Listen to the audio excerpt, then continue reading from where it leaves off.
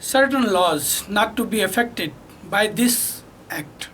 मतलब certain laws, जो laws पहले से ही बना दिए गए हैं, just like Indian Air Force Act, Indian Navy Act और Indian Army Act, शायद 1950, 1957 और 1950, मुझे थोड़ा सा कन्फ्यूजन है कि कौन सा एक्ट कब का है, बट नॉट टू वरी, आप लोग चेक कर सकते हैं कमेंट्री की बुक में, शायद मैं ही चेक करके बता देता हूँ।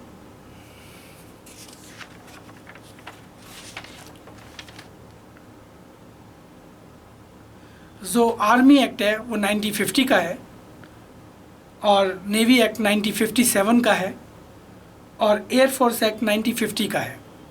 मतलब इसने जो पहली हेडिंग लिखी है, जो पहली हेडिंग में इसने बात लिखी है, वो लिखी है certain laws not to be affected by this act. तो सर्टेन लॉज जो ऑलरेडी डिसाइडेड लॉज हैं जिन चीज़ों को डील करने के लिए, जस्ट लाइक इसमें कुछ शब्द दिए हैं जैसे immunity, desertion of officers, airman, seller और सोल्जर, इन सब वर्ड्स, मतलब और जो गवर्नमेंट ऑफ इंडिया में प्रेजेंटली वर्किंग में है, मतलब तो इन सब लोगों के लिए स्पेशल लॉ है।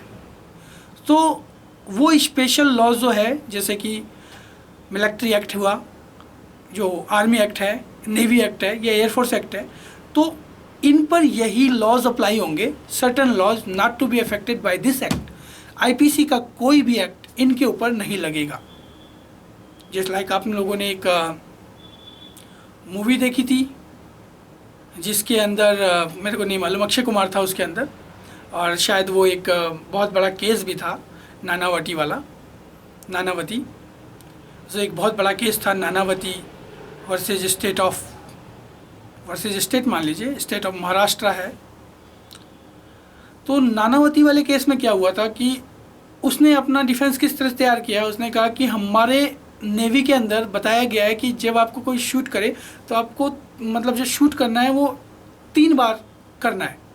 तो उसने कहा कि हमें जो ट्रेंड किया गया था नेवी के अकॉर्डिंग कि जब हम पे कोई अटैक करता है तो हमें 3 गोलियां चलानी होती है। तो मैंने उसी क्रम में वो गोलियां चलाई जिससे उसकी क्षतिकारित हुई और उसका मतलब स्वर्गवास हो गया, नरकवास हो गया, वटेवर जो भी हुआ।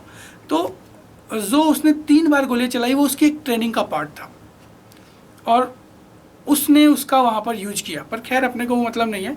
तो जैसे कि उस समय जूरी बैठती थी और वो केस चला था, मतलब ऐसे में अगर कोई व्यक्ति इंडियन गवर्नमेंट सर्विस के अंदर कार्यरत है तो उस पर, जैसे कि सोल्जर हुआ, सेलर हुआ, एयरमैन हुआ, या immunity of and desertion of officers, ये सब मिलिट्री के ही पार्ट्स हैं। अधिकतर कोर्ट मार्शल इनके लिए लॉ बनाया गया है। और बाकी आपको बता ही दिया गया कि जिस तरह से नेवी एक्ट है, जिस तरह से नेवी एक्ट 1957 का है और आर्मी एक्ट 1950 का है और एयरफोर्स एक्ट 1950 का है। तो ये जो एक्ट हैं ये बताते हैं कि ये ऑलरेडी इन लोगों के लिए बन चुके हैं। तो सर्टेन लॉज को हमारा आईपीसी इफ़ेक्ट नहीं कर सकता, उन पर वही लॉ अप्लाई होगा और वो जो उसी लॉ से डील किए जाएंगे। बस ये छोटा सा सेक्शन 5 आईपीसी का इतना ही बताता है और इस तरह से आप लोगों का चैप्टर 1 समाप्त हो गया। कोई ख़ास चीज़ें इसमें बताने लायक नहीं है।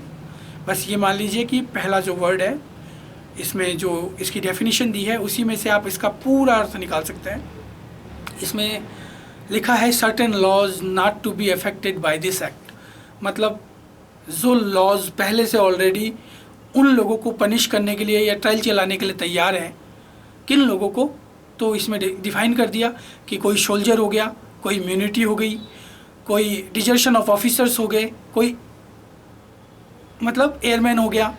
तो इन लोगों पर आईपीसी इफेक्ट नहीं करेगी, वह अपने लॉ से ही डील किए जाएंगे। Thank you. आज का वीडियो छोटा था, उम्मीद करता हूँ आप लोगों को अच्छे से आईपीसी पढ़ा पा रहा हूँ। अगर मेरा चैनल आपको अच्छा लगे तो कृपया इसे लाइक करें, शेयर करें और सब्सक्राइब करें। धन्यवाद।